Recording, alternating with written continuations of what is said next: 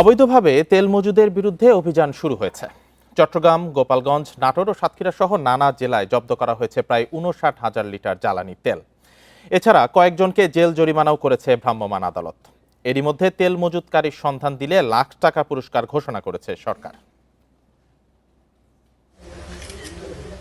জ্বালানি তেলের অবৈধ মজুতের খোঁজে ২৪ ঘণ্টায় ৩৮৬টি অভিযান চালিয়েছে ভ্রাম্যমাণ আদালত। মামলা হয়েছে ২১৪টি। চট্টগ্রাম, গোপালগঞ্জ, নাটোর ও সাতক্ষীরায় জব্দ হয়েছে ৫৮,৭২৩ লিটার তেল।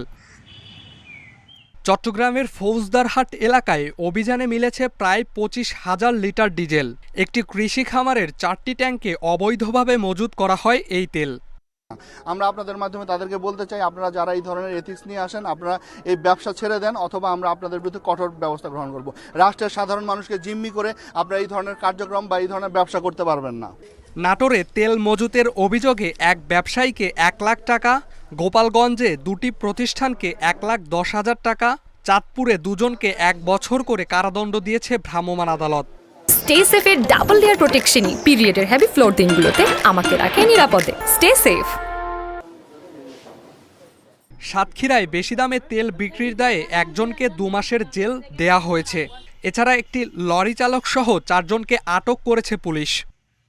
তেলের লরি ড্রাইভার সহ সংশ্লিষ্ট যারা ছিল তারা তাৎক্ষণিকভাবে কোনো বৈধ কাগজপত্র প্রদর্শন করতে না পারায় আমরা তেলের লরি থানায় নিয়ে এসেছি। প্রাথমিক পর্যায়ে তাদের কাগজপত্র আমরা যাচাই বাছাই করছি। কাগজপত্র যাচাই শেষে আমরা প্রয়োজনীয় ব্যবস্থা নিব।